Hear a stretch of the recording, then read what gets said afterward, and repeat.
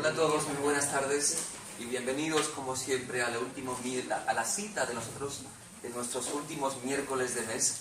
Este miércoles es especial porque después de una larga temporada es nuestro último encuentro, el último encuentro de la séptima edición, de la séptima temporada, y como siempre debo dar las gracias, como no, a todo el equipo de CIPSA por una temporada más, un año más, confiar en nuestro espacio cultural Fraile y Blanco.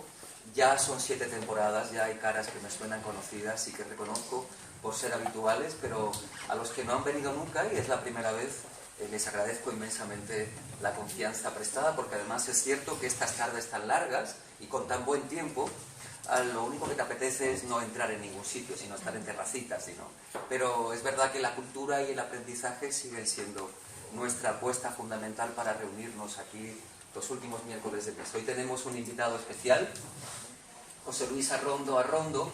Voy a leerlo aquí.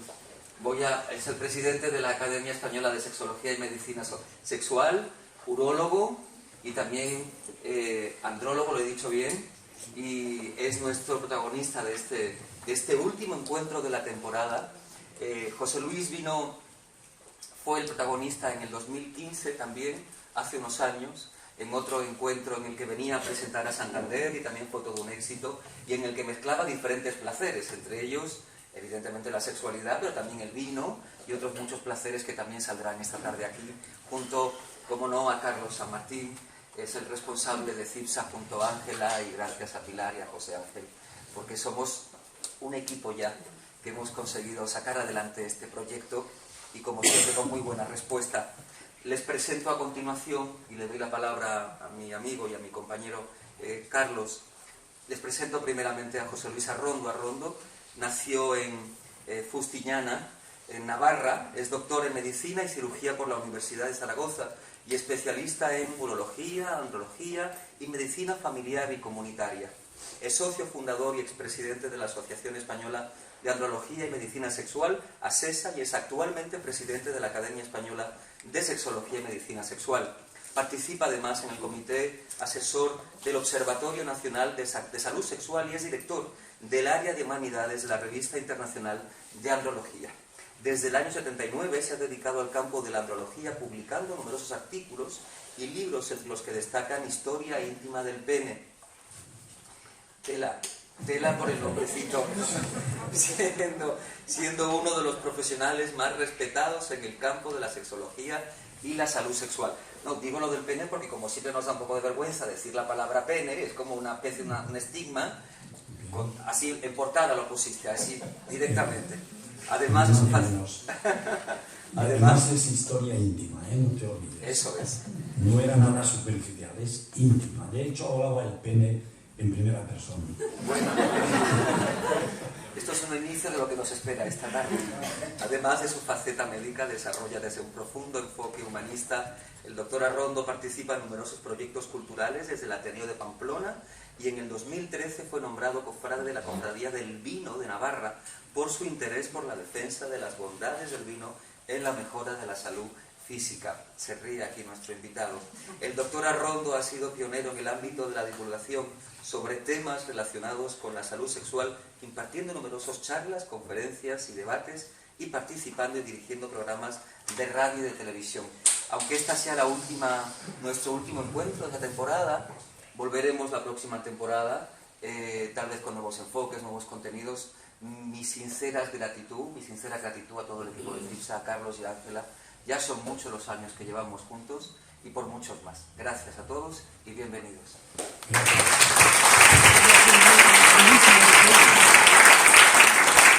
Muchísimas gracias, Jesús, por recibirnos siempre en este lugar tan especial, tan maravilloso. Yo creo que no puede haber un lugar más agradable para desarrollar una actividad de este tipo. Yo siempre, a los que sois repetidores, que muchos sois repetidores, no acabáis de aprobar, tenéis un año detrás del otro, no os quitamos de encima.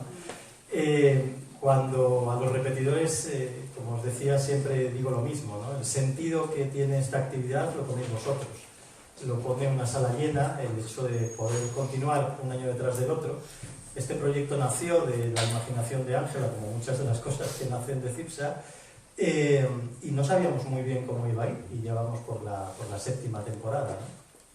Y prometemos que el año que viene continuaremos, además cerrando también un programa con el que os vamos a sorprender y en el que vamos a tener invitados como el de hoy, de primerísimo nivel. Porque hoy la persona que está junto a mí, que está sentada junto a mí, aparte de ser una de las personas que ha representado en el ámbito de la sexología, yo creo que es un pionero auténticamente dentro del ámbito de la sexología, porque él viene del ámbito médico, del ámbito de la urología, y él, desde una posición profundamente humanista, siempre se ha aproximado a la salud sexual desde ese enfoque y desde esa aproximación humanista en épocas, en momentos, y en un lugar además quizás especialmente difícil para esto, como era Pamplona, como era Navarra, hace ya muchos años, ¿no? Por eso creo que poner en valor la figura de José Luis también como presidente de la Academia, y además, como él sabe, como alguien muy especial para mí, porque yo le quiero mucho desde el punto de vista personal, desde hace mucho tiempo, tenemos una andadura ya común. Qué lejos quedó aquel tango que cantaste en el Congreso del 2004, en el cumpleaños de Ángela, por cierto, sí, que la felicitaste, ¿te acuerdas de aquello, no? No sé si fue un tango, un bolero, pero Yo me acuerdo. Sí. Creo que fue un bolero. Bueno, nuestra relación dura mucho tiempo, como veis, y por eso compartir este espacio con él es para mí también una oportunidad especial, y traerle a nuestra ciudad, traerle a Santander. Bueno, lo primero, José Luis, que me gustaría preguntarte es ¿por qué le pones este título al encuentro? Cuando Ángela y yo te proponemos vente de nuevo, vamos a hablar sobre sexualidad, ¿de dónde nace un poco ese planteamiento, sexualidad de cara a este siglo, ¿no? Siglo XXI, en realidad había que añadir luces y sombras, pues porque veo que hay un cambio radical en las relaciones humanas, en las relaciones generales, en las relaciones íntimas, en las relaciones en la cama, y yo creo que se está produciendo una auténtica metamorfosis, y quería plantear determinadas cuestiones sobre este tema. Y por cierto, os agradezco a todos los que estáis aquí, porque es muy difícil. Yo he hablado en muchos sitios, pero encontrar en Santander, a esta hora, con este tiempo, con este cielo, a tanta gente aquí, es que no sé si me dan ganas de hablar de sexualidad o cantar el tango. Las dos cosas. Yo creo que era importante y me apetecía tocar algunos aspectos de la sexualidad, y que a la vez los que están escuchando se retrotrayesen desde jóvenes cómo ha ido evolucionando esa sexualidad, si realmente hemos cambiado, ¿no? Hay un aspecto que de hecho resultó de alguna manera el germen de tu libro de Historia íntima del pene, que os lo recomiendo, porque más allá de su título un tanto provocador y un tanto curioso, es un libro que realmente transforma el concepto de masculinidad, y en ese sentido sé que para ti es un elemento especialmente importante, ¿no? Y que surge un poquillo desde tu planteamiento crítico de lo que tú denominabas los moldes del deseo, ¿no? ¿Qué querías decir con ese concepto? Acláranos un poco esa idea primaria de los moldes del deseo.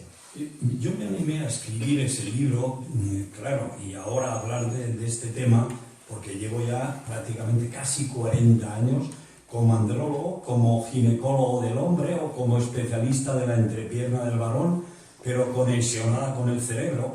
El problema es que, como dijo Robin Williams, Dios creó al hombre con una cabeza y un pene, pero no sangre suficiente para que funcionasen los dos a la vez.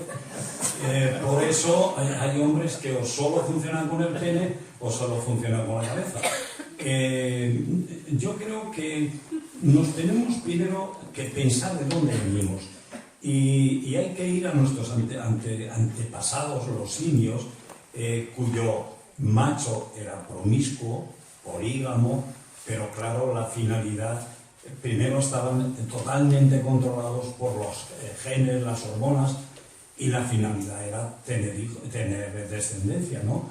Y después de toda esta sexualidad aparece la humana, pero en una sociedad absolutamente injusta, con unos parámetros socioculturales injustos, donde el poder y el dominio es del hombre, Y entonces se sigue siendo chimpancé, pero incluso con más violencia que el propio chimpancé. El chimpancé era violento con los otros que le quitaban a la hembra, pero generalmente no hacía con la hembra como hay hombres que están haciendo con mujeres en este momento, ¿no? Yo creo que si nos planteamos que empezamos ahí, ahora podemos comentar un poco algunos aspectos de la sexualidad del hombre que ha ido evolucionando. Por ejemplo, se ha defendido y alabado las cualidades amatorias y promiscuas del macho. ¿A que sí? Si vosotros pensáis cuando erais jóvenes a que al chaval se le educaba para disfrutar del sexo, para estar empalmado, para ir con una, con otra, y a la mujer todo lo contrario.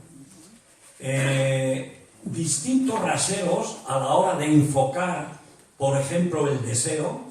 La mujer no debía de desear nunca, y el hombre, en cambio, debía de estar siempre con el deseo a flor de piel, oliendo a sudor y a testosterona continuamente. Y ¿qué diríamos de la virginidad? El hombre no tener virginidad era precisamente uno de los síntomas del macho, pero que una mujer perdiese la virginidad era un drama. Todavía hoy lo es. Uno no puede entender cómo hay culturas, concretamente, con todo el respeto, pero hay culturas que incluso, con todo el respeto, casi no es necesario respetarlas, como por ejemplo los gitanos, que a una niña, a una joven que se va a casar, tenían que ver si es virgen. Pero ¿cómo podemos entender en pleno siglo XXI esto?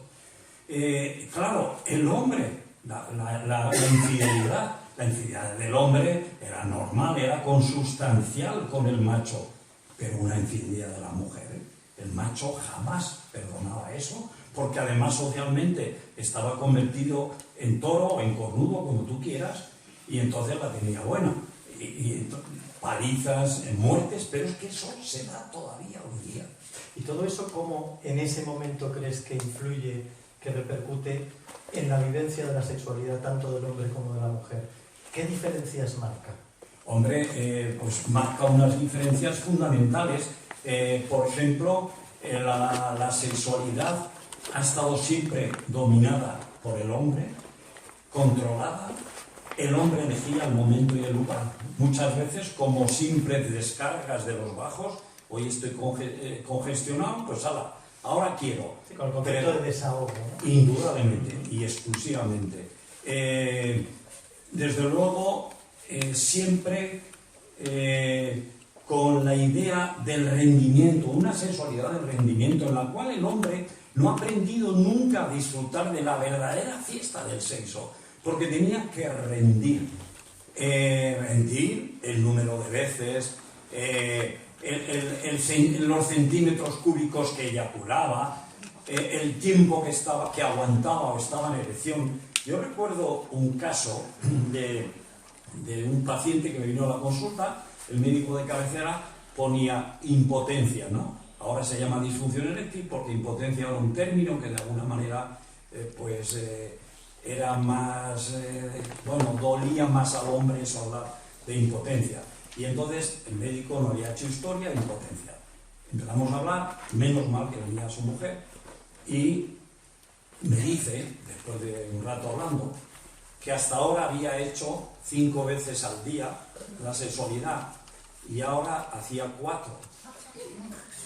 Claro, yo tuve que perder un rato para decir lo que era la sexualidad de calidad y no de cantidad. Y después, todavía la enfermera se está riendo, yo me levanté, le di la mano y le dije, enhorabuena, Dios le conserve las 4 veces y olvídese de la 5ª. Realmente esto estaba metido en el hombre. Y después, el tema de los tamaños. El tema de los tamaños. El hombre ha juzgado el funcionamiento por el tamaño, sus órganos por el tamaño, no por el funcionamiento. A más pene, más hombre. Pene pequeño, un hombre un desastre. Como si a más cogote tuviese más inteligencia. Yo esto lo he Bueno, pero eso sigue entendido. pasando, ¿no? No, sigue pasando. Y vienen gente... De hecho, triunfan los artefactos para el pen extender y estas cosas ortopédicas. La verdad es que está cambiando la cosa, ¿eh? Pero de hace 38 años todavía viene la gente que, bueno, según las medidas normales, uno mide el pene que viene, que queremos, que quiere que se lo alarguemos, y digo, Dios mío, pero si está bastante por encima de la media. Y me da la gana de sacar el mío y decir, pero si con esto he sido feliz, creo que bien. Y claro, tienes también que perder tiempo, pero al final, indudablemente, yo jamás se me ocurriría operar y alargar el pene a un hombre que lo tiene absolutamente normal, aunque hay compañeros que tú ya sabes que no. Y después, dentro... Que no es que no lo tengan normal. No, sino que por ganar dinero dejan unas morcillas que después ahí, vamos, queda bastante peor y más feo. Pero después el hombre no debía... no debía manifestar no debía de manifestar sus debilidades en la cama. Dios mío, para venir a la consulta y decir, no se me levanta, no eyaculo muy pronto, era un drama. Y hace 38, 40 años, cuando empecé con la andrología, en el tema de la reproducción, por ejemplo, el hombre no venía nunca a la consulta, porque él no tenía problemas de fertilidad. El problema era de la mujer. Y llegaban a traer el frasco de semen, lo traía la mujer, para analizarlo. El otro ni venía. No se quería implicar. Y desde luego esto sí que es verdad que ha ido cambiando, pero por ejemplo, bájese los pantalones, madre mía. La mujer en el ginecólogo patas arriba desde esto, como si eso le fuera agradable, ¿no? Y tú para aquí mete una cosa, saca otra, y allí, bueno, pues consideraba que una vez al año había que ir. Dios mío, bájese los pantalones, qué vergüenza, y ya no te digo nada, póngase... a cuatro patas, con todo el cariño por los pacientes, que no se trata de ridiculizar, sino de ver cómo socialmente lo que ha sufrido el hombre por una cultura. Recuerdo, claro, yo siempre tengo un dibujo donde hay un dedo en el ano y se ve el dibujo donde se toca la próstata, y lo primero que les digo, ojalá todas las glándulas se pudiese tocar como la próstata, que yo metiera la mano y tocarse el riñón, tocarse la vejiga, aquí hay un tumor, aquí hay una zona, aquí hay una piedra, y entonces por el recto se toca la próstata y se sabe el tamaño, si hay una zona que puede ser tumoral o no. Y entonces me ha tocado hombres, incluso abogados. A mí, ¿usted me va a quitar la virginidad hasta ahora? ¿Usted se cree que soy maricón? Y tener que aguantar estas expresiones, indudablemente yo no le hacía tanto rectal, pero sí que perdía un cuarto de hora o 20 minutos en explicarle lo equivocado de su idea, y que nada tenía que ver una exploración médica con una actitud o con un interés sexual, pero de ninguna manera, ¿no? Y después el hombre no debía nunca manifestar sentimientos, emociones, eso de no derramar una lágrima. En el sexo, jamás. Aunque veremos un poco después, si queréis que hablemos un poco de cambios, las cosas están cambiando. Si quieres, podemos hacer, si te parece, voy a leer un tango. Sí, lo tenía anotado, porque que hay una letra de un tango que querías compartir con nosotros. Sí, lo quiero compartir, porque fíjate, es un tango que se compuso, Carlos Gardel se compuso en el año 31, se hizo muy famoso en una película que es Luces de Buenos Aires, no la obra Luces de Bohemia, que es otra cosa. Y cuando alguien me pregunta, ¿el tango es machista? Digo, el tango no es machista, el tango es machista en la época en que tú quieras escuchar un tango. ¿La literatura es machista? Pues indudablemente, que yo que conozco bastante de la literatura, cuando lees obras de hace muchos siglos, son absolutamente machistas. Cuando lees a Moratín, finales del siglo XVIII, primero del XIX, por ejemplo, El arte de putear o un libro sobre el Venus, es que está hablando todo el rato sobre el falo, el empalmar el falo. cuando miro tu cara fina se me pone pina. Y está todo el rato es que está todo el rato con lo mismo, ¿me entiendes? Entonces, la literatura es machista en aquel momento, indudablemente. Claro. Y el tango lo mismo. Gráfica, ¿no? Claro, pero los tangos de ahora, de Andrés Calamaro, de Boa de Mela, hay cantidad de tangos de ahora que nada tienen que ver. Y como baile es tremendamente sensual y al que le gusta, pues ya está. Pero, por ejemplo, fijaos que es un tango que Carlos Gardel canta en una mesa con un mudo y le cuenta su situación, en la cual una mujer que era su amor y que lógicamente era su propiedad, pues le es infiel, ¿no? Se ha ido con otro. Y cuando llegaba un momento que voy a hacer más énfasis, la gente se levantaba y aplaudía, indudablemente también mujeres, porque es que las mujeres han mantenido también esta manera de ser, porque la cultura de la sociedad era así, era un machismo que indudablemente era tolerado por el hombre y también tolerado por la mujer. Entonces dice, tomo y obligo, mándese un trago, le dice al mudo, que hoy necesito el recuerdo matar, sin un amigo, lejos del pago, o sea, lejos del pueblo, quiero en su pecho mi pena volcar, beba conmigo, y si se empaña de vez en cuando mi voz al cantar, no es que la llore porque me engañe. Yo sé que un hombre no debe llorar. Si los pastos conversaran, esta pampa le diría de qué modo la quería, con qué fiebre la adoré. Cuántas veces de rodillas, tembloroso yo me hincado, bajo el árbol deshojado donde un día la besé. Y ahora viene. Y hoy, al verla envilecida, a otros brazos entregada, fue para mí una puñalada y de celos me cegué. Y le juro, todavía no consigo convencerme cómo pude contenerme y ahí nomás no la maté. Tomo y obligo, mándese un trago. De las mujeres mejor no hay que hablar. Todas, amigo, dan muy mal pago. Y hoy mi experiencia lo puede afirmar. Siga consejo, no se enamore, le dice al mudo. Y si una vuelta le toca hocicar, o sea, pasar por una cosa desagradable, fuerza, canejo, fuerza, caramba, sufra y no llore, que un hombre macho no debe llorar. Este tango se ha cantado muchísimo, tomo y obligo, y habréis oído, y a lo mejor lo habéis bailado. Y cuando uno medita la letra, se da cuenta que es del año 31. Hoy día, ¿a quién se le puede ocurrir hacer un tango con esta letra? A ninguno.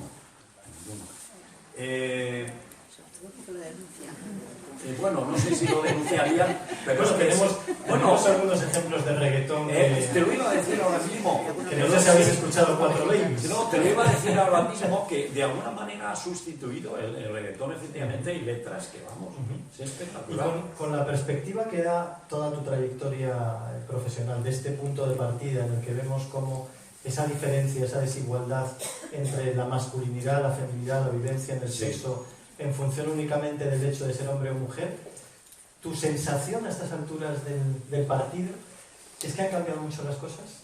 Mi sensación, hay corrientes feministas quizás extremas que dicen que el hombre no ha cambiado nada. Yo creo que el hombre hemos cambiado mucho en general, mucho hemos cambiado en estos 38, 40 años, en la consulta hemos cambiado mucho.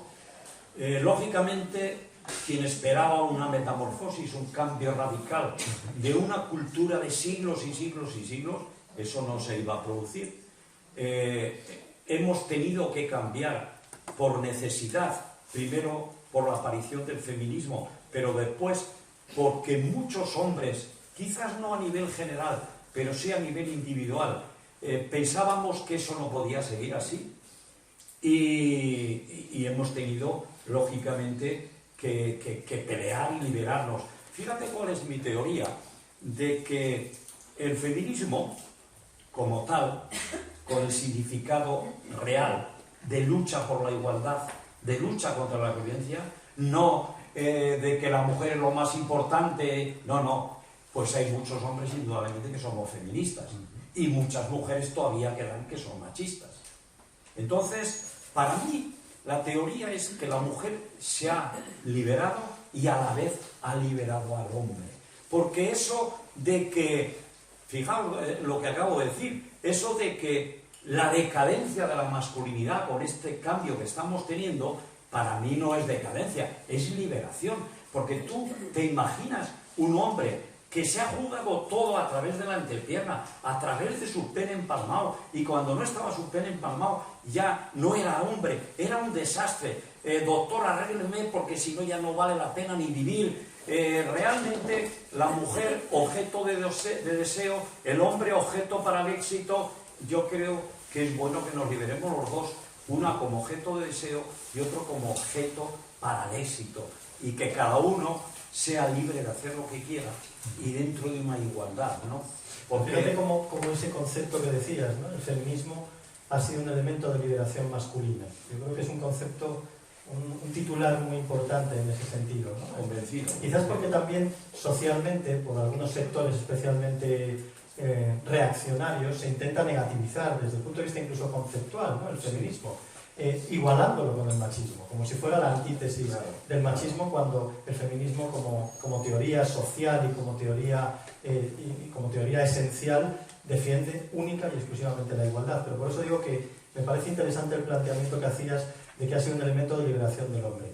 Pero todavía, pese a eso, José Luis, nos seguimos encontrando incluso gente muy joven, como tú sabes, sí, en el que ese cambio de roles, ese cambio de patrones, les genera cierta desubicación. Yo tengo la impresión de que mucha gente, especialmente joven, se encuentra muy desubicada en su rol en cuanto a la masculinidad, no tanto en cuanto a la feminidad.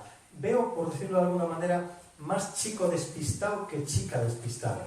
Es que el cambio, cuando el padre ha estado educado en un sentido y de alguna manera pues va reflejando en los hijos también esa idea, está costando mucho, y hay muchos chavales jóvenes que están desubicados. Por ejemplo, si yo te digo ahora los cambios que ha habido, cómo está, algunos cambios importantes. Por ejemplo, quitar el esquema de hombre activo, mujer pasiva. Realmente hoy día mujeres jóvenes en el tema sexual muchas veces llevan la batuta. Antes la llevaba siempre el hombre, ahora la llevan. Entonces hay hombres que sí han sido jóvenes, que han sido educados de la otra manera, y cuando van con una pareja y la mujer lleva la batuta, están totalmente fuera de lugar y empiezan a decir, pues será que no soy hombre, porque ella es la que yo tendría que ser. De hecho, tú recibirás en la consulta gente que tiene problemas de erección simplemente por no adaptarse a la situación, por miedo a eso. Y cada vez más jóvenes. Y cada vez más jóvenes.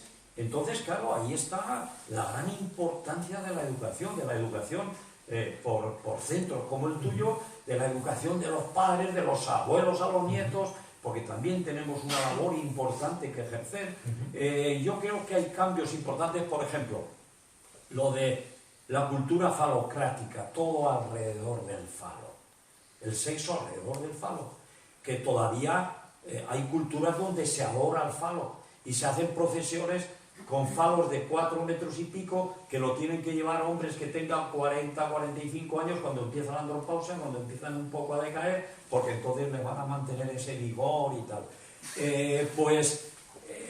La cultura falocrática empieza a caer desde el momento que nos damos cuenta de que el pene es un órgano que tiene sus enfermedades, que es un órgano de riesgo a partir de los 45 o 50 años, que también tiene problemas vasculares, neurológicos, que en un momento determinado no se levanta, pues ya está, y no pasa nada. Y encima, cuando en los años 70 aparecen las técnicas de reproducción asistida, pues resulta que ya el pene no es necesario ni para tener un hijo, con lo cual se desmonta todo aquello de que el pene es fundamental. Pues no es tan fundamental, ni tan siquiera para el sexo. ¿Por qué? Porque el sexo, y es hora que nos demos cuenta de que no es solo coito, penetrar, que se puede disfrutar del sexo de muchísimas maneras. Hoy hay corrientes que quizás se van al otro extremo, han nacido un poco en Chile, una universidad de Chile, que dicen a ver qué opináis de esto, después podéis comentar vosotros. Penetración igual a explotación. Entonces son corrientes de feministas heterosexuales que dicen que ¿por qué vagina penetrable y pene penetrador? Yo quiero disfrutar del hombre pero no tener que aguantar a su pene. Estas corrientes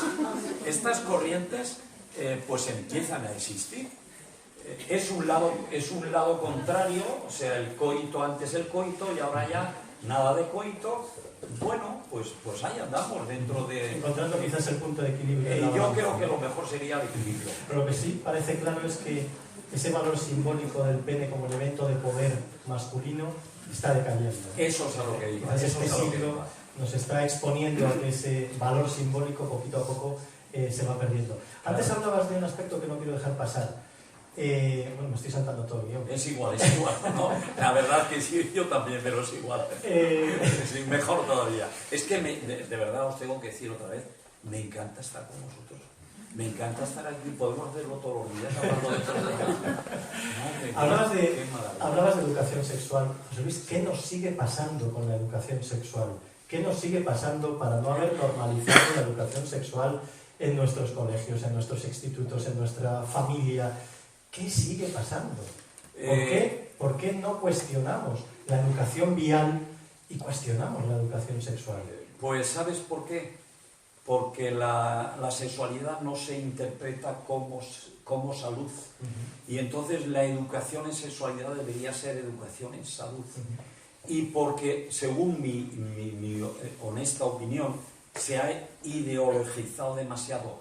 La educación sexual habría que separarla, como es salud, habría que separarla de la política y crear unas bases comunes de educación.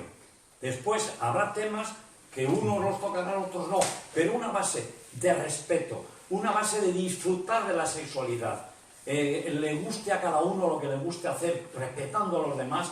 Yo creo que eso debería de implantarse. Pero, ¿por qué te digo lo de la política? Lo veo porque lo he visto en Navarra. Se hacen programas y parece que va a empezar a funcionar. Vienen los políticos a contarle, lo primero que hacen es el tema sexual, destruirlo, todos los planes que había. Otros planes de educación, otras cosas, lo mantienen, pero el tema sexual fuera. Cambian los políticos y otra vez. Y mira, digo, si en España hubiera tantos programas de educación sexual como de cocina, andaríamos mucho mejor. Andaríamos bastante Nos mejor. relacionaríamos probablemente de manera mucho más sana, ¿no? Yo creo que sí. En definitiva, lo que... Educar en salud, porque la sexualidad es salud. Bueno, después podemos comentar más. Y lo que defiendes, lo que defendemos incluso desde la propia academia, la educación sexual con bases científicas. Indudablemente. No con bases ideológicas. Indudablemente. Eso es, pero a ver, pero está muy ideologizada. Y otra cosa que no quiero dejar pasar, con el cambio que ha habido, el hombre se ha vuelto mucho más sensible, manifiesta muchas más emociones, más sentimientos. Si vierais vosotros la cantidad de hombres que me han llorado en la consulta porque les ha dejado la mujer o el marido, porque no tienen hijos, porque la mujer está embarazada y vienen y lloran y porque tienen un problema de erección. Esto es que ha cambiado muchísimo. Por eso no sé cómo hay gente que dice que no ha cambiado. Claro que ha cambiado. Lo que pasa es que hay un grupo que no nos representa a la mayoría, que siguen todavía siendo auténticos chimpancés, que no han cambiado, que no han dado el paso del chimpancé a un hombre moderno que quiere vivir en paz con las criaturas con las que tenga que codearse durante estos pequeños paréntesis que son los días de la vida. Es un grupo de neomachismo, ¿no? Que además está bastante empoderado últimamente. Sí. Estamos recuperando un poco la figura del machista orgulloso de serlo, ¿no? No sé si tenéis esa misma impresión, pero cuando vemos determinadas orientaciones políticas o determinados ámbitos sociales que se jactan de su sectarismo, de su machismo, yo creo que estamos en un momento en el que probablemente también los hombres tenemos que liderar esa posición desacomplejada de cuestionar y criticar este tipo de planteamientos sin ninguna duda, machistas. lo cual, hay aquí chavales y hombres, no significa que no seamos hombres, que no nos guste una elección y que no disfrutemos, pero siempre con respeto, nunca por imposición, que es como ha sido hasta ahora. Hablábamos de cambios. Quizás algunos de los cambios que este nuevo siglo nos está trayendo de manera más significativa, dentro también del ámbito de la sexualidad, son las nuevas tecnologías, es el acceso a la pornografía. Incluso hay conceptos, como sabes, dentro de la sexología, hablamos de una generación de pornonativos.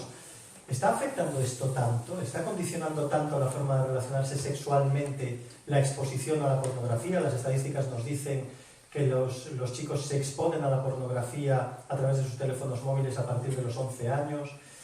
¿Está haciendo tanto daño esto? ¿Estamos exagerando? Yo creo que no estamos exagerando. La sexualidad del adolescente en este momento es una sexualidad realmente problemática y de la que nos tenemos que preocupar bastante más de lo que lo estamos viendo. Tanto los educadores como los padres, los colegios y también he dicho antes los abuelos, todos. Realmente las nuevas tecnologías están cambiando todo y en el tema del sexo se han metido a tope. Aquí tengo algunos datos. Algún dato, por ejemplo, es que en la gente joven hay más actividad, se empieza antes y desde luego muchas veces sin precaución. Es curioso que pasada la época del miedo al SIDA, ahora los chavales jóvenes, estoy hablando de 13, 14, 15, 16 años, pues hacen en grupo pues quedadas sin protección y allí tienen relaciones unos con otros. Claro, ¿qué está pasando?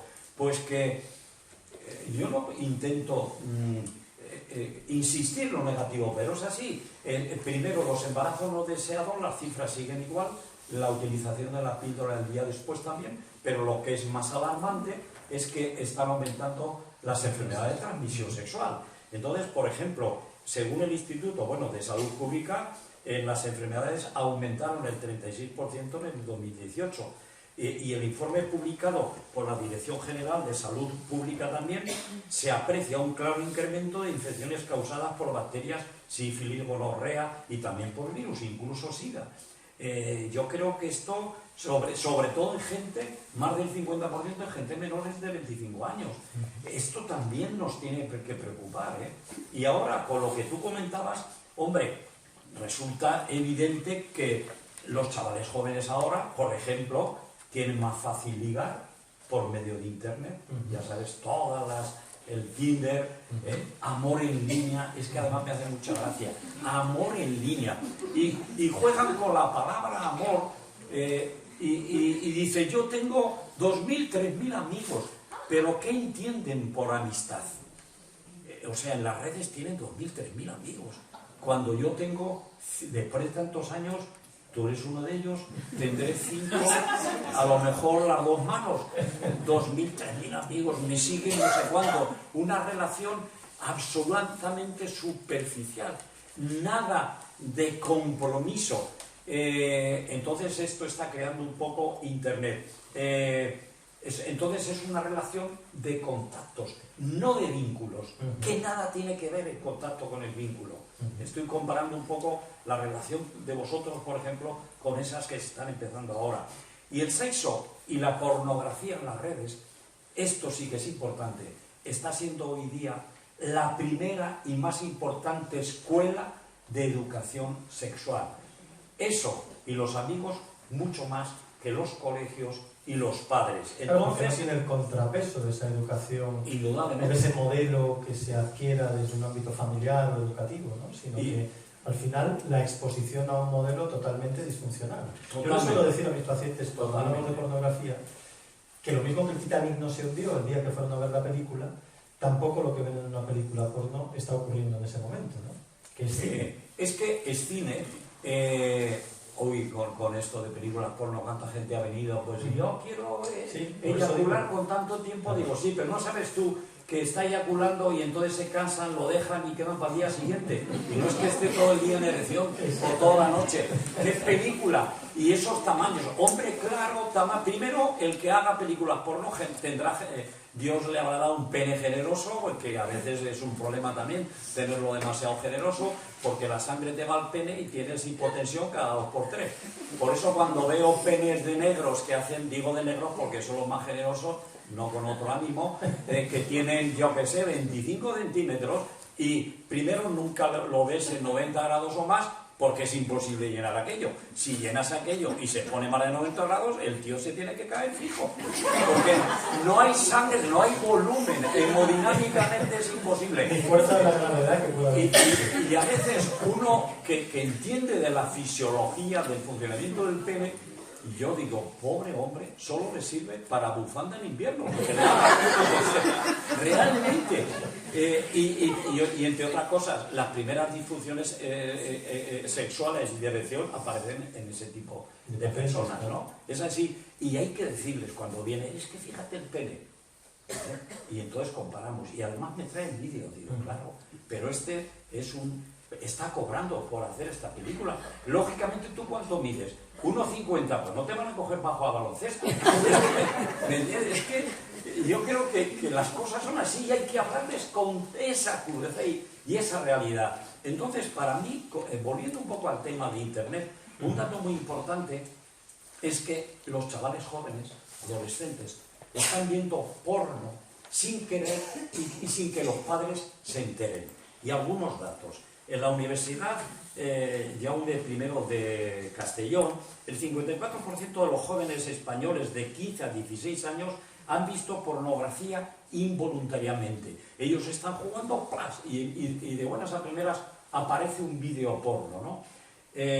También en otro estudio, el 24% de los adolescentes de 13 años que utiliza Internet ha entrado ya alguna vez en una página de pornografía y otro 8% reconoce hacerlo con frecuencia. Estamos hablando de 13 años.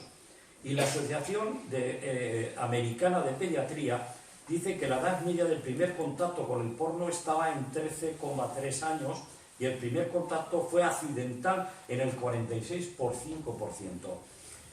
A mí me preocupa que antes del primer beso, yo recuerdo el primer beso cuando en una fiesta de un pueblo, claro, el primer beso donde se me revolucionó todo el cuerpo, no esos besos, no, ese, oye, recuerdo además que tenía, esta chica tenía unos labios carnosos y era la primera vez, ella debía tener más experiencia que yo, porque fue un beso impresionante. ¿Y sabes por qué lo recuerdo? Porque tuvo un cáncer y cuando quise estar al cabo de unos meses y volver otra vez, había fallecido. Y se me grabó tanto.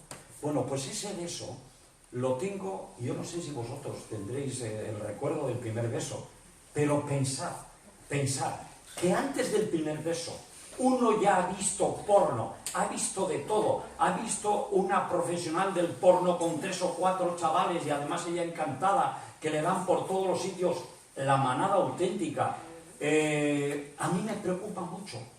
No quiere decir que uno tenga que tardar como yo, posiblemente, porque antes, madre mía, ni la mano te daban, ¿no? Había que tardar, pero que vean todo. Y esto que supone después, cuando se forma una pareja y van a la cama o donde sea la primera vez, si uno de los dos solo ha visto mucho porno, ¿qué va a pasar ahí en esa relación?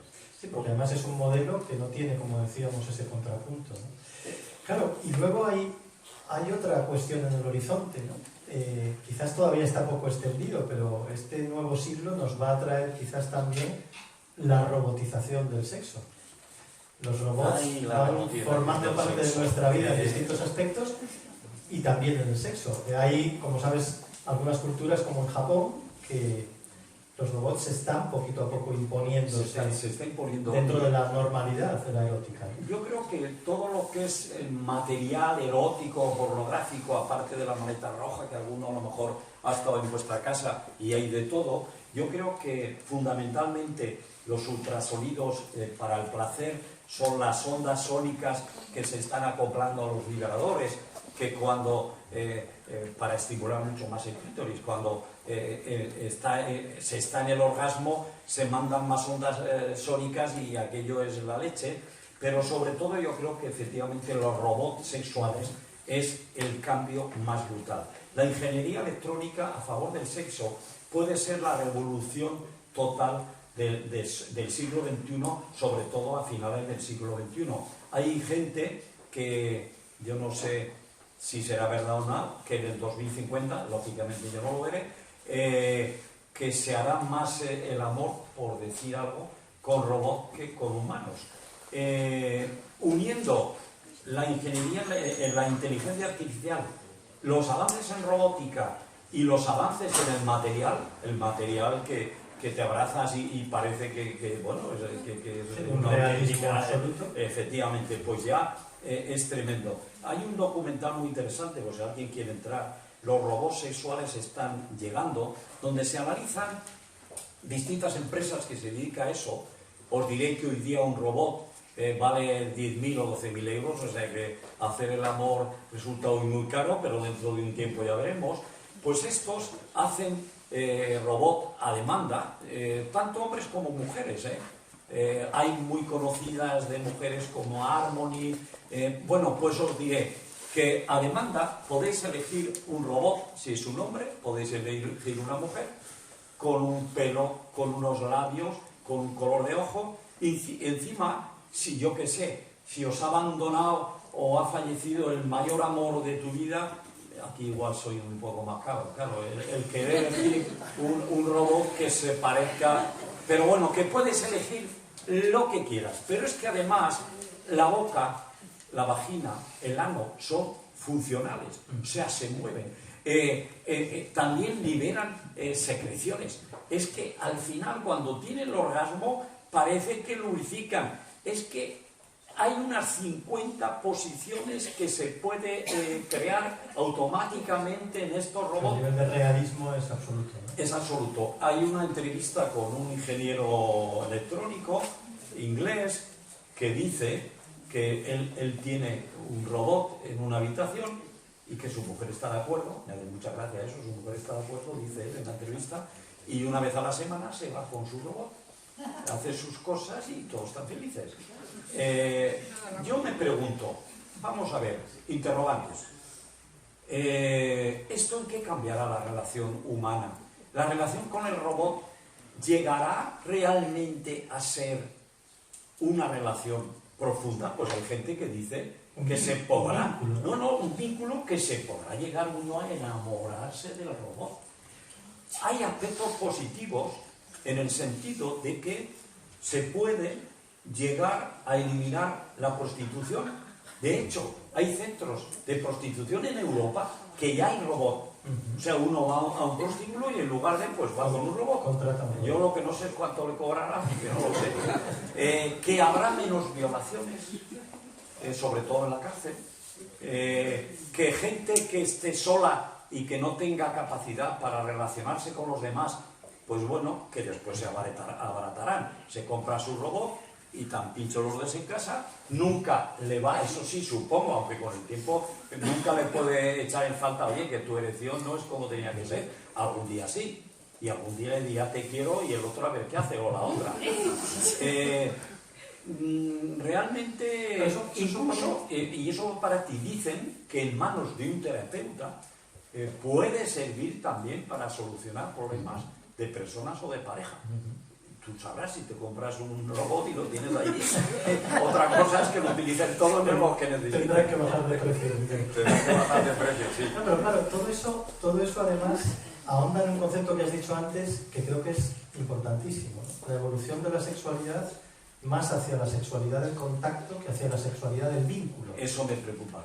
Eso me preocupa. Bueno, no, mira, yo nunca soy derrotista porque cada época tiene lo suyo. Y la gente joven, que aquí hay muchos, aunque yo hablo ya incluso de los nacidos digitales, de los que han nacido este siglo, ¿no? Que esos van a tener mayores problemas. Vosotros, como habéis vivido la época del contacto, o sea, a vosotros os va también, tanto a chicas como chicos, os va ese cuerpo a cuerpo, ¿no? Por lo menos que a mí siempre me ha ido eso, ¿no? Eso de un robot, no creo que a ninguno de los que estemos aquí nos vuelva locos. A lo mejor hay alguien que le... Pero yo no puedo decir que lo anterior ha sido lo mejor y el futuro está... Pero que nos tenemos que ir pensando en que esto va a cambiar mucho, mucho, y que las relaciones con poco compromiso o con ninguno van a aumentar. Ninguna duda, ninguna duda. Sí, sí. ¿Eso es bueno o malo? No lo sé, yo no lo sé. No lo sé. En todo caso es, y que cada uno se adapte a eso, ¿no?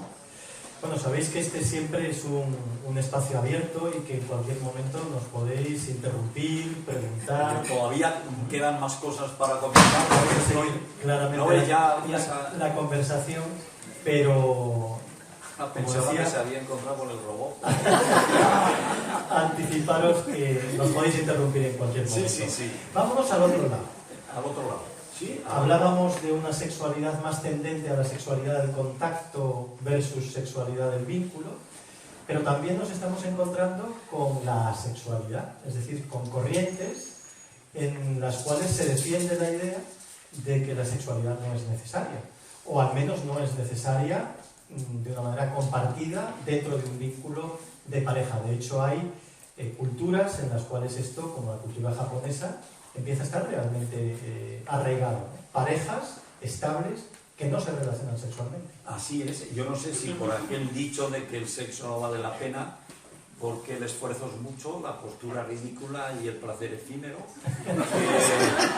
Yo creo que quizás se basan en eso, pero es cierto que esto está aumentando. Claro, el no hacer sexo, el ser asexual, puede fundamentalmente por tres razones. Por una aversión al sexo, por una mala experiencia, que incluso muchas veces requiere terapia, pero eso es otro tema. Por alguien que por un celibato o por razones espirituales renuncia al sexo, aunque a veces después tienen que sufrir, bueno, también después hay denuncias o hay cilicios para intentar controlar eso. Y después está la sexualidad, que es lo que tú decías, porque el sexo no ayuda para conseguir lo que yo quiero, mi objetivo. ¿El sexo ayuda a conseguir mi objetivo? No, pues ¿para qué lo voy a hacer? Y fijaros los datos, efectivamente hay gobiernos como en Dinamarca y en otros, donde están tomando medidas, porque la gente joven, no digo los chavales que hablaba antes, estoy hablando de 25 a 35 a 40 años, hay parejas que están haciendo mucho menos sexo que cuando nosotros teníamos esa edad. Mal hecho, pero lo hacíamos, ¿me entiendes? Sí, porque, bueno. Y entonces, por ejemplo, en el 2011 el gobierno japonés revela los resultados de una encuesta. El 36% de los chicos entre 16 y 19 años desprecia el sexo, el 36%. Les resulta indiferente y a algunos incluso les da asco. Otras investigaciones también en el país nipón refieren que 3/4 partes de la población consideran el sexo una molestia para la vida normal centrada en objetivos laborales. En Estados Unidos, una encuesta de los Centros de Control de Enfermedades reveló en el 2015 el porcentaje de adolescentes que habían tenido sexo era del 41%, mientras en el 91 era el 54%. Estaba disminuyendo. Un estudio de una revista sexológica actual, el 15% de los jóvenes de 20 a 24 años llevan años sin tener relaciones. Un porcentaje que duplica lo de la década anterior. Y la sociedad americana asexual, que hay ya sociedades asexuales, dice que en la población mundial asexual es del 3%, otros estudios hablan del 1%, pero aún del 3 al 1% son millones en este mundo donde pasan del sexo, ¿no? En nuestro país no existen datos, pero sí que es verdad, supongo que tú en tu consulta, yo en la mía también, vienen parejas de 30, 35, 40 años que por el estrés, por lo que sea, el estilo de vida, pues hay tiempo que no hacen sexo y sin embargo les gustaría. Con una frecuencia sexual muy baja. Podemos en ese sentido decir que la actividad sexual está en crisis, no tanto la sexualidad, sino la actividad sexual. En algunas corrientes, indudablemente, que está en crisis, yo no tengo ninguna duda. Ahí lo que yo veo también es un cambio bueno, pero claro, no nos vayamos al otro extremo. Yo tengo 3 hijos y a veces, como hablo con ellos, uno está casado, tengo 2 nietas, que son una maravilla, y los otros tienen también pareja, y nos juntamos y hablamos de todo, ¿no? Y me encanta cuando alguna de ellas, mujer, le dice, oye Luis, que llevamos ya un tiempo sin hacer nada, ya está bien, ¿no? O sea, que ellas, no exijan, pidan sexo. Y yo digo entre mí, esto, aparte que yo digo al hijo, hombre, vamos a ver, poneros de acuerdo y disfrutar un poco más. Le das una collejilla. Pero no como machos, sino porque hay para disfrutar entre los dos. Pero digo, esto está cambiando. O sea, la mujer está... mira, volviendo un poco a lo de antes, y tú me dices, ¿y esto a qué puede ser? Yo creo que el aumento de la sexualidad coincide con los problemas económicos en un mundo. Eso podría ser la primera razón. Y hay gente que se preocupa más de encontrar trabajo que del sexo. Antes, en nuestra época, pero es que éramos más parecidos a los chimpancés. Parece que no tenías trabajo y pues le dabas al sexo. No había para comer, sexo. No había esto, al sexo. Bueno, yo creo que igual Netflix también está haciendo mucho daño, ¿no? Yo creo que también. Y después, también la sociedad competitiva que hemos dicho ahora, de consumo, de éxitos, que esto lleva a que me es útil o no me es útil. Después, yo creo el individualismo que se está imponiendo también, desgraciadamente, me da la impresión en la sociedad. Hay libros sobre el individualismo humano, yo he leído algunos y también es ya un poco para preocuparse. En nuestra sociedad están aumentando el autoerotismo, la autoestimulación, la autosuficiencia, la autofilia, que es el narcisismo, auto, y lo que hablábamos antes, no compromiso. Después, otra razón... El miedo al vínculo, ¿no? Al final. Indudablemente, no miedo, pánico al vínculo. Yo he conocido amigos, y tú conoces uno, que ha tenido pánico al vínculo y nunca se ha emparejado con nadie, ni con hombre ni con mujer, porque tiene pánico. Y entonces, pues de aquí para allá ya está. Pero bueno, pues me parece bien. Y después, una cosa importante, y esto lo digo para los profesionales de la salud, la estrategia de una educación sexual higienista, centrada en quitar tabúes, que está bien, en prevenir problemas, en tratar disfunciones, que está bien, pero nos hemos despreocupado de crear una sociedad hedonista, una sexualidad del disfrute, del puro disfrute. Y nos hemos olvidado que para disfrutar del sexo hace falta una cosa que es muy importante, las ganas. Y si no hay ganas, y no hemos estimulado las ganas, pues entonces, por más que yo tenga buena erección, por más que no tenga tabúes, pues no haré sexo. Entonces yo creo que la educación sexual también tiene que empezar a valorar el sexo como algo placentero, el sexo como salud, positivo, como salud, bienestar y placer, pero así, sin tener en cuenta otras cosas, ¿no? Sí, porque además, efectivamente, la sexualidad está demostrado que no ofrece otra cosa que aspectos positivos desde el punto de vista de nuestra calidad de vida, beneficios, ¿no? Ponnos algunos ejemplos. Bueno, pues ¿En qué puede beneficiar una actividad sexual aquí tengo normalizada? Esquemas para que cometemos algún... Pues mira, la relación entre la salud sexual y la calidad de vida, o la salud global a nivel científico, está más que demostrado. De tal manera que la pareja, donde la sexualidad, pareja o individuo, o grupo, o poliamor, lo que queráis, la sexualidad positiva, la salud también es mejor. Y donde la salud es mejor, el sexo también es mejor. No cabe ninguna duda. Pero los estudios, sobre todo, se han hecho, por ejemplo, a nivel de los últimos estudios, unos estudios curiosos sobre comparando el corazón, el pene, y a mí me gustaría añadir el clítoris. Lo que pasa es que la sociedad en la que estamos era el pene. ¿Y por qué el corazón y pues porque son órganos que los dos, ante una emoción y una subida erótica y una subida de instinto y una subida de calor, reaccionan los dos, vamos, a la primera. Son órganos musculosos, son órganos muy vascularizados, muy inervados, sobre todo el clítoris. El corazón se pone a 130, 140 y el pene y el clítoris ya sabéis cómo se pone. Y si no, os fijáis cuando ocurra la siguiente vez, ¿no?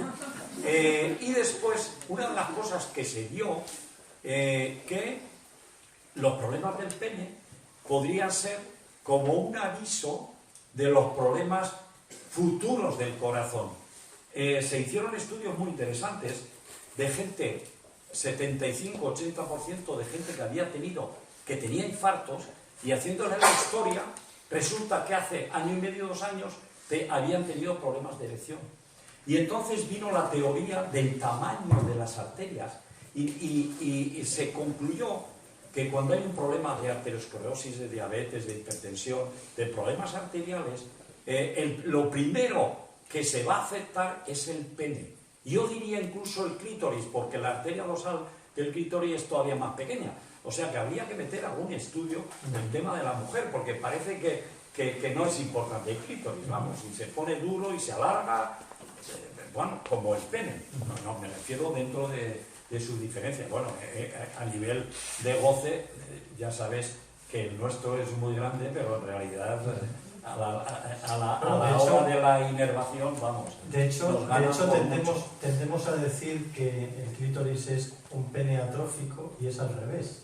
Sí. El pene es un clítoris hipertrófico, ¿no? Exacto. Porque al final, en nuestra embriogénesis, somos inicialmente gonadalmente femeninos y luego nos masculinizamos. O sea que el pene realmente es un clítoris grande.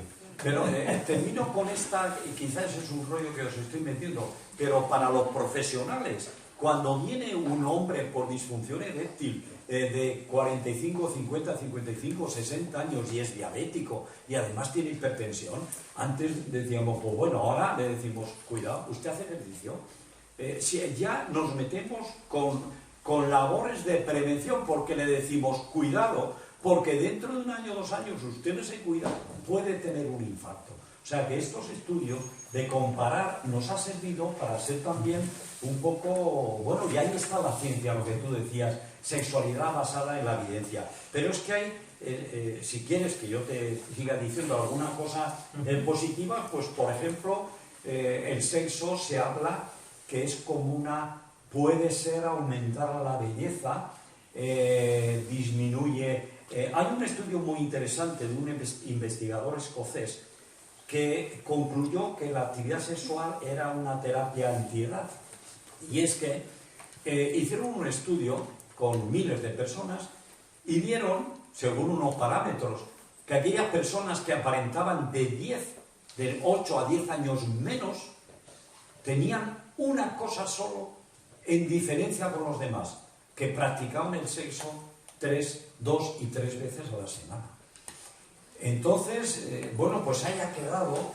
También se sabe que hay una vasodilatación general cuando hay sexo, se oxigenan todos los 2 metros cuadrados de piel, aumentan los estrógenos, con lo cual hay una mayor hidratación, y algunos estudios hablan que la persona que hace mucho sexo es más bella, tiene la cara distinta y más bello, el pelo también incluso mejor. Habrá que intentar, a ver si eso es verdad. Hay trabajos incluso que como urólogo seguro que nos lo puedes confirmar. Hay trabajos que hablan de que una mayor actividad sexual reduce el riesgo de cáncer de próstata. Bueno, con relación al cáncer, hay estudios muy interesantes sobre el cáncer de mama y el cáncer de próstata.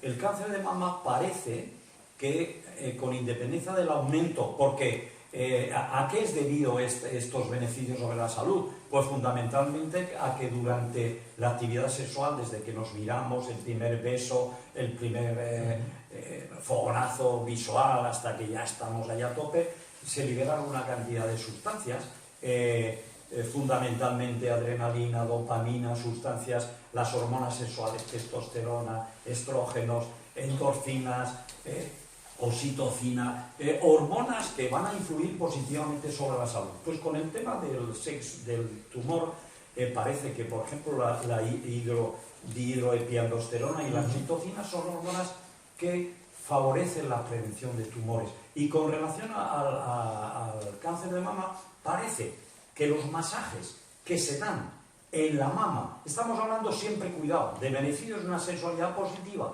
sin traumas y sin estrés. O sea, porque claro, todo lo que sería fuese una violación o esto, nada tiene que ver con lo que estamos comentando ahora. Pues que los masajes en la mama, cuando estás disfrutando tanto de ella como él, pues que pueden ser positivos. Y en el varón, el tema del eyacular más veces y la próstata vaciarla de la secreción que tiene, también favorecería el que no hubiese no solamente cáncer de próstata, sino que no hubiese problemas de prostatitis, que son también muy frecuentes. Pero también hay estudios muy interesantes que a más sexo, menos infartos. Y esto también hay un estudio que se hizo en Escocia y que demostraba que la gente que tenía también sexo muchas veces a la semana, tres veces por lo menos, y en comparación con gente que tenía una vez al mes, tenía menos infartos. ¿Por qué? Pensad que es un ejercicio de gimnasia. Cada vez que uno hace sexo, es un ejercicio de gimnasia que pone en marcha cantidad de músculos, cantidad de articulaciones, y el corazón se pone a tope. Y el hacerle trabajar al corazón es un entrenamiento, y además lo mismo, la oxitocina y la dihidroepiandrosterona son hormonas cardiotónicas, o sea que por las dos razones es bueno hacer sexo, y así pues mejor. ¿Y qué te diré de la pérdida de peso? Pues la pérdida de peso, el ejercicio, lo que te he dicho, primero, liberamos estrógenos y testosterona, aumenta en el orgasmo, entonces, en cuanto a la osteoporosis, disminuye la osteoporosis si yo tengo más estrógenos y más testosterona, porque los hombres nos olvidamos, oís hablar mucho de la osteoporosis en la mujer, cuando tiene la menopausa, que disminuyen los estrógenos. Pues en España hay casi 1 millón de varones con osteoporosis, porque tienen la testosterona baja. Y también hay que revisar esto, porque podría necesitar una terapia para evitar estos problemas. Y se sabe, también hay estudios muy curiosos, que un beso, depende cómo sea, yo creo que aquel primero que vi, gasté más de 12 calorías. Un beso que serían unas 12 calorías, si es un beso pues más. Una actividad sexual, 200, 300 calorías. Si uno coge un libro y aprende las técnicas tantra y estás mucho rato con la actividad sexual, puedes llegar hasta 500, 600 calorías. Y tened en cuenta que unas 3.000 calorías es medio kilo, con lo cual, si yo hago 10 o 15 veces el amor, pues he perdido medio kilo. O sea que vosotros veréis. Y es mucho más agradable como esa dieta. Y no me has preguntado una cosa que yo creo que me la deberías preguntar. Como me he saltado yo. Es que te has saltado todo. Esto de sirve de excusa, me pregunto yo a mí mismo. Eso de esta noche no, cariño, me duele el la dolor de cabeza. cabeza. Pues mirad, el dolor de cabeza